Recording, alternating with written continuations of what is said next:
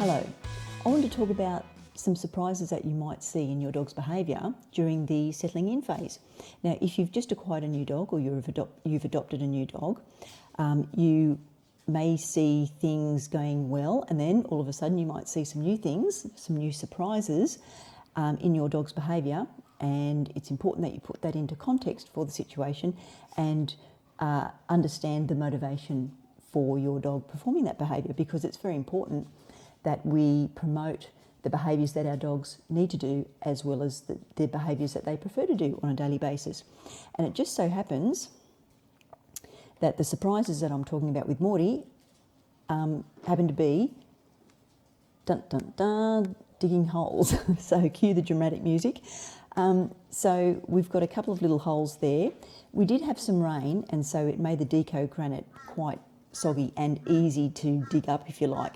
They look more like deep paw prints, but there are a few holes like this one that's a little bit bigger, and that suggests that Morty has actually had a bit of a dig. Now, there's the culprit there, having a chew on his squeaky toy, and there's another hole just beyond here. There we go. That looks a little bit similar to the one that was near the green aluminium gate. And it's important that we put it into context, because I need to work out if Morty is actually doing that because he prefers to do that behaviour.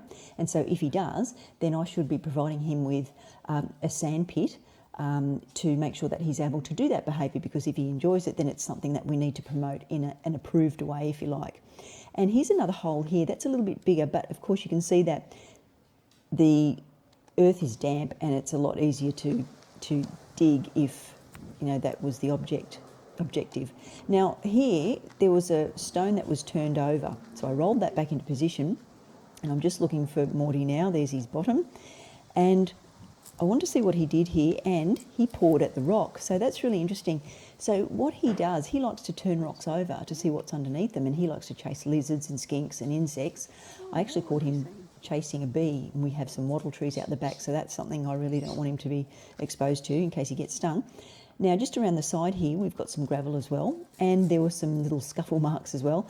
And I worked out that what was enticing him in that area was there was a little bit of weed cloth that was sticking up through the gravel. So it was a nice thing to latch onto and then attempt to dig that out. So he was looking for things to stimulate him because it looked like something that could move easily in that environment along the ground. And so the flapping nature of that, of the weed cloth, if you like, was probably mimicking the movement of, an insect or a lizard or something like that. So from Morty's perspective, he likes to manipulate things with his paws, particularly wildlife. So he likes to chase lizards and insects and anything that moves along the ground.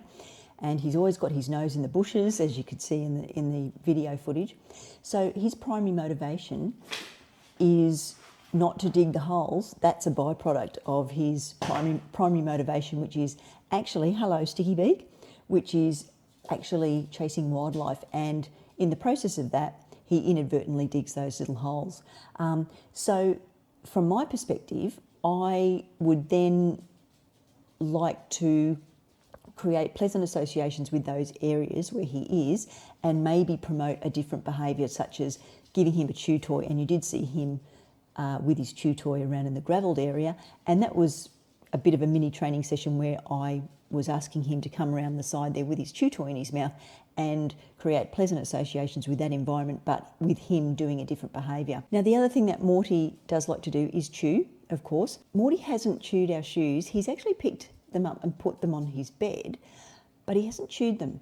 But on one particular occasion when I did leave for around about 20 minutes, we set up the video recorder and he was demonstrating some really nice behaviour. He was investigating his food puzzle toys, and he and Marco were doing really well. But I did find my sheepskin boot had a nice big chew in it, nice big tear in it. So from Morty's point of view, this was a really interesting shoe from his perspective, because A, it probably felt good when he mouthed it, and so it probably smelt good. It was probably just the right texture, the right feel, the right material, and on that occasion that was something that he was very interested in chewing. So that's another surprise. So if you have left shoes lying around and they haven't been chewed before, just be careful, because that could be another little surprise that you might find later on, that your shoe might actually become a very tasty morsel for your dog when you're out. So from our perspective, Morty's settling in really well, but now we're seeing some surprises as he's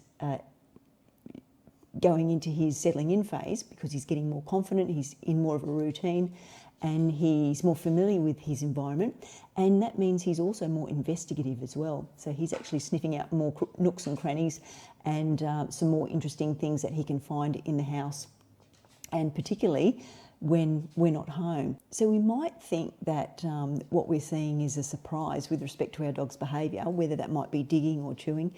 But from our dog's point of view, those behaviours are something that A, they like to do, and B, they actually might prefer to do. So it's important that we understand what motivates our dogs to do those types of behaviour, and that we promote that behaviour in a way that's approved, if you like, from your human point of view. And that means simply providing your dog with an area that is specifically for them to be able to dig in, as well as, approved items that they can chew on. I think sheepskin boots are pretty high up on the list.